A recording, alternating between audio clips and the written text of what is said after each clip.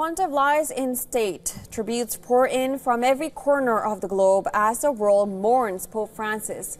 But even as grief grips the faithful, eyes turn to the Sistine Chapel, where the process of electing his successor begins. And could the next pope hail from Asia, marking a historic shift for the Catholic Church? Here's a report. Bells toll across Rome. Candles flicker in St. Peter's. Pope Francis lies in his casket. Catholics around the world are mourning. Flags are at half-mast as nations pay their respect. Iconic monuments around the world light up in memory of Pope. Vigils held in churches around the world.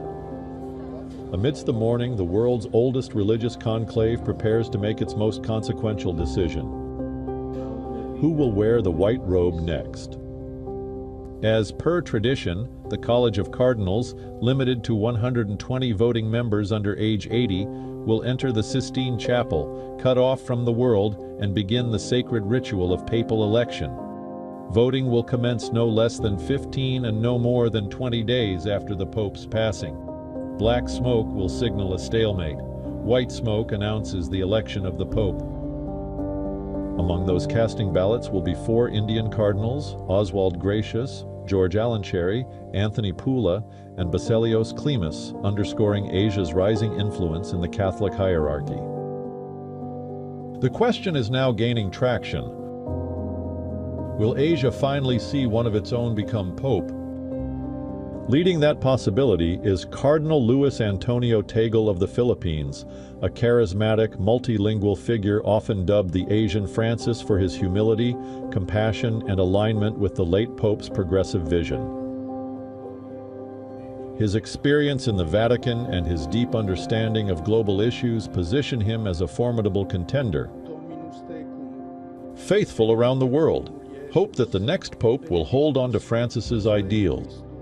We really hope that the person who will succeed him will be someone who would hold his same ideals, because I think he achieved a great unification of the Catholic Church. We saw that in Latin America, and so we hope for him to be someone with similar ideals.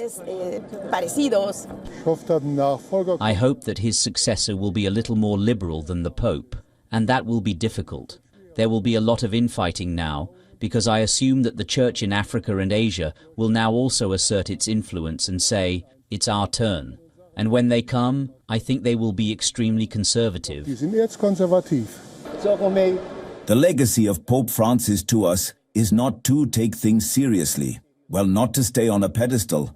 Come down, be human, and get closer to the people. That's the big legacy of Pope Francis. That's the big legacy of Pope Francis. 88 years old Pope Francis died on Monday after suffering a stroke and cardiac arrest. He repeatedly clashed with traditionalists and championed the poor and marginalized. On Saturday, Pope's funeral service will be held in St. Peter's Square. As Catholics worldwide mourned Francis, all cardinals in Rome are summoned to a meeting to decide on the sequencing of events in the coming days. Cardinal Jean-Marc Aveline of France, Cardinal Peter Erdo of Hungary, Cardinal Mario Grech from Malta, Cardinal Juan José Omella of Spain, and Cardinal Pietro Parolin of Italy are also considered frontrunners to win the papal election. The decision rests with the College of Cardinals. Could the new pope hail from Asia?